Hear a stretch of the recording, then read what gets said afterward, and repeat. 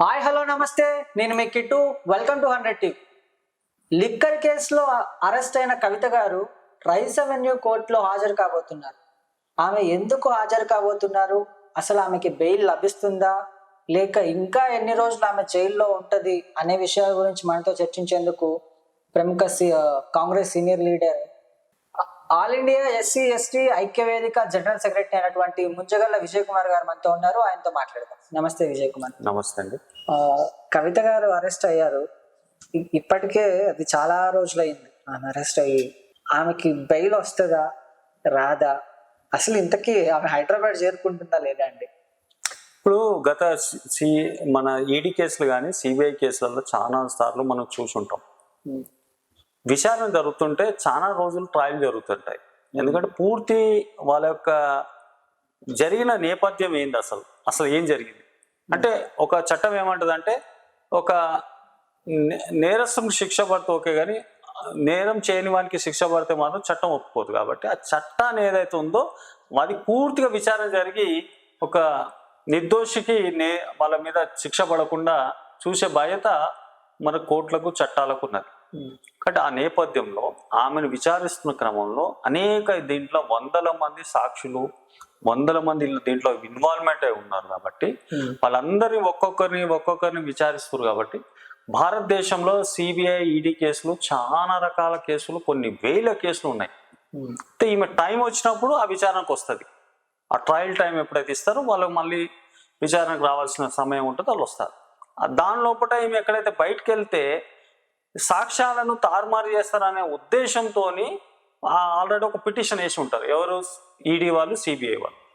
దాని గురించి ఆమె జైల్లో పెట్టడం తప్ప, అంతేగాని ఆమెకు ఇప్పుడే శిక్ష పడ్డదనేది కాదు. కాబట్టి విచారణ జరుగుతున్నప్పుడు ఆమెను సాక్ష్యాలు తారుమారు చేస్తారు కాబట్టి వాళ్ళని అక్కడ ఉంచడం జరుగుతుంది. కాబట్టి ఈమె మీద ఆల్రెడీ కొన్ని నిందలు, ఆరోపణలు, వాస్తవాలు, సాక్ష్యాలు కూడా సిబిఐ ఈడీ గారు ముందుకు పెట్టారు. కాబట్టి అవి కొన్ని బలంగా ఉన్నాయి. కాబట్టి ఆమె మీద విచారణ పూర్తిగా జరుగుతూ ఉంది. కాబట్టి ఇంకా జరిగి ఆమె బయటికి రావడానికి కొంత టైం పడుతుంది.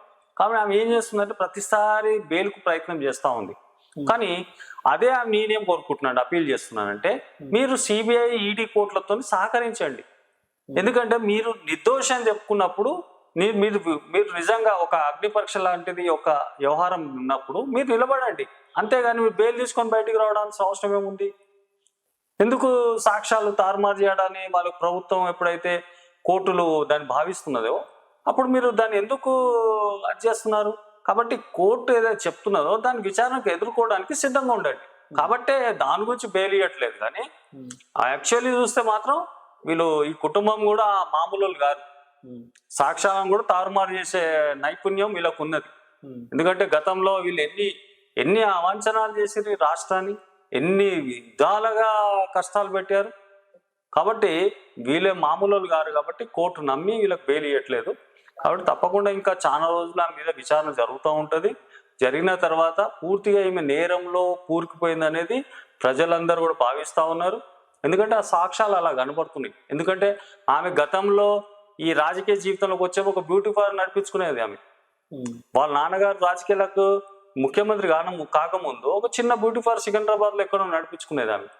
తర్వాత ఈమెకు అకస్మాత్తుగా 9 కార్లు ఎక్కడి నుంచి వచ్చినాయి, ఈమెకు జన్వాడలో ఫామ్ హౌస్ ఎక్కడి నుంచి వచ్చింది, ఈ తర్వాత ఈమెకు ల్యాండ్స్ అన్ని ఎక్కడి నుంచి వచ్చినాయి, తర్వాత బంజారాస్ లో 200 కోట్లు వాల్యూ చేసే ఇల్లు కట్టుకున్నది, ఆ 200 కోట్లు ఎక్కడి నుంచి వచ్చినాయి, ఒక వాచ్ 50 లక్షలకు వాల్యూ చేసే వాచ్ ను పెట్టుకుంటున్నావు. అంటే ఈ లగ్జరీ లైఫ్ అంతా డబ్బు ఎక్కడి నుంచి వచ్చింది నీకు? అంటే ఇవన్నీ కూడా మీ మీద వచ్చిన ఆరోపణలన్నీ కూడా నివృత్తి చేసుకోవాలంటే నువ్వు కోర్టు ఏదైతే సిబిఐ ఈడీ కోర్టులు ఏవైతే ఉన్నాయో దాంట్లో విచారణ ఎదుర్కోవాల్సిన అవసరం ఉంది అని నేను భావిస్తాను.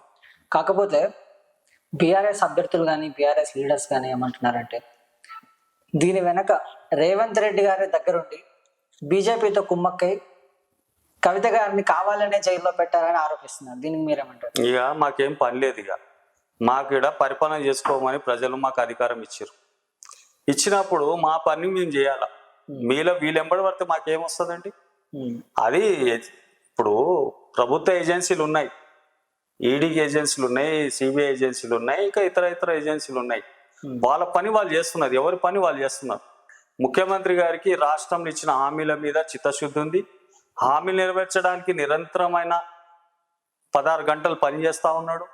కాబట్టి మంత్రివర్గం పనిచేస్తుంది పూర్తిగా. కాబట్టి ఇటువంటి ఆరోపణలు చేయడం అనేది బీజేపీలకు తగదు, నా బీఆర్ఎస్లకు తగదు. కాబట్టి వాళ్ళ యొక్క ప్రతిపక్ష ఏదైతే హోదా ఇచ్చిరో ప్రజలు దాన్ని నిర్వహించడంలో వాళ్ళు చిత్తశుద్ధి చూపించండి. ముఖ్యంగా నేను బీజేపీ ఎంపీలకు చెప్తున్నా, మీరు 8 మంది మీకు ఇవాళ ఎంపీలు ఇచ్చారు తెలంగాణ రాష్ట్రం నుంచి. మీరు పార్లమెంట్లో ఈరోజు మీ వాయిస్ లేదు, మీ ప్రభుత్వం ఉంది అక్కడ. మీ ప్రభుత్వం నుంచి తెలంగాణకు తేవాల్సిన ఖజానా తేకుండా, ప్రజలకు డబ్బులు తేకుండా ఈ రోజు మీరు మాట్లాడే నైతిక హక్కు లేదని నేను ఈరోజు విమర్శిస్తా ఉన్నా మిమ్మల్ని.